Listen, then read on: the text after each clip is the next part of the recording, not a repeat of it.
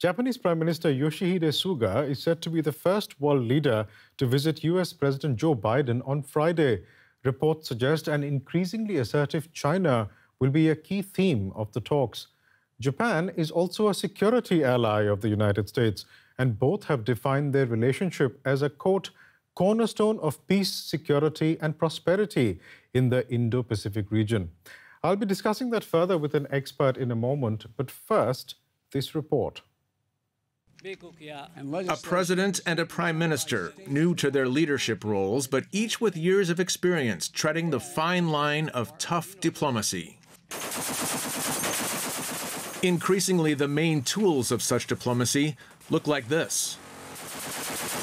U.S. exercises with Asian allies meant to deter aggression. Aggression especially from the Chinese, who've just this week sent fighter jets to skirt Taiwanese airspace. Taiwan itself proclaims its strength by showing off new naval hardware. All this as U.S. diplomats diplomatically tell the People's Republic of China, the PRC, to back off. Our commitment to Taiwan is rock solid. We have, of course, taken note with great concern the pattern of ongoing PRC efforts and attempts to intimidate in the region, including in the context of Taiwan. Taiwan will likely be a major part of Prime Minister Suga's talks with President Biden, in addition to the topic of what to do about China's disputed and military-backed claims over islands that Japan claims in the East China Sea. No country can protect its peace and security by itself amid such a complicated environment, and cooperation among allies and friendly nations is essential. Just as Japan needs assistance from the likes of the United States, the U.S. needs to maintain Japan as a strong ally. Japan is, of course, the world's third largest economy, the most powerful democracy in Asia, and a critical advanced technology partner with whom the United States is going to be looking to both, deter China from threatening Taiwan, punish Chinese aggression or human rights violations, and prevent China from accessing some of the world's most advanced technologies that it could use to build additional military power. The Japan-U.S. summit follows hot on the heels of frosty, high-level talks between the U.S. and China late last month. In Washington, Japan's Suga will be pressed to firmly support the U.S., but he'll have to return home to life as a neighbor to the Americans' global rival. And joining me from Washington, D.C. is Sheila Smith. She's author of the book Japan Rearmed, The Politics of Military Power, and a senior fellow for Japan Studies at the think tank, the Council on Foreign Relations. Welcome, Ms. Smith. Is China and its activities in the Indo-Pacific going to be a focus of talks between Prime Minister Suga and President Biden? Well, thank you for having me. I'm delighted to be here. Yes, of course, China looms large in the region and looms large in U.S. thinking about the region. And of course, Japan sits right next door. Already, as you know, there has been a meeting of the Quad leaders with Japan and the United States attending. There was a 2+2 meeting in Tokyo with Secretary of State Blinken and Secretary of Defense Austin. So the alliance is already pre-charged, if you will, to have a fairly in-depth conversation about how to move forward. Now, Japan and the United States do have a security alliance, but how exactly does Washington see Tokyo's role in the region?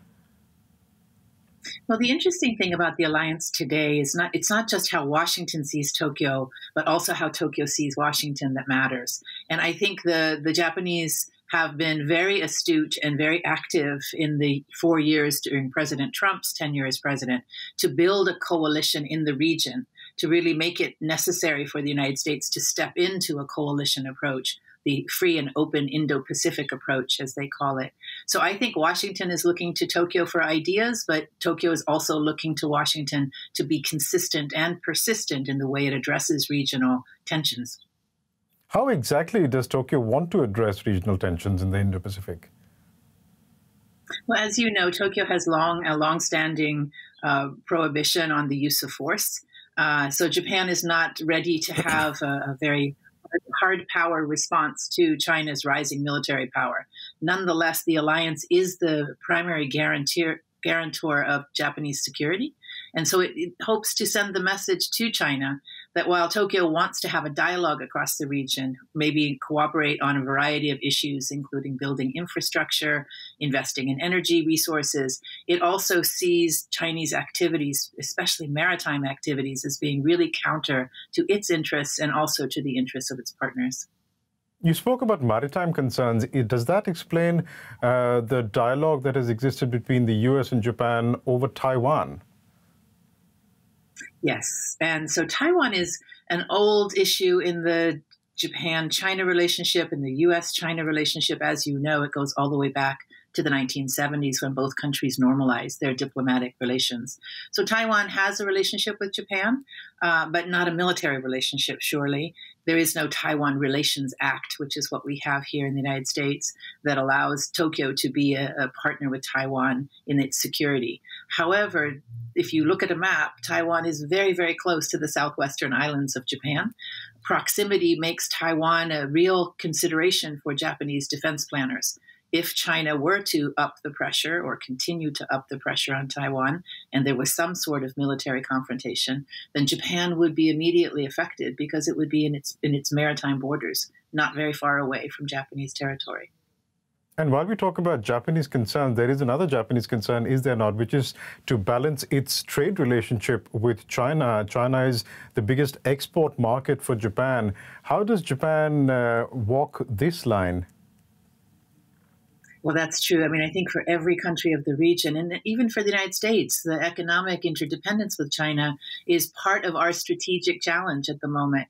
I think Japan has felt the brunt of Beijing's ability to use that trade interdependence to its advantage. And that was back in 2012 when the two countries had a dispute over the islands in the East China Sea, the Japanese call the Senkaku Islands.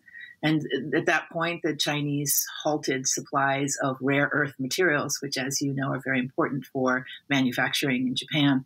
But you see the increasing use by China of this economic interdependence with other relationships as well.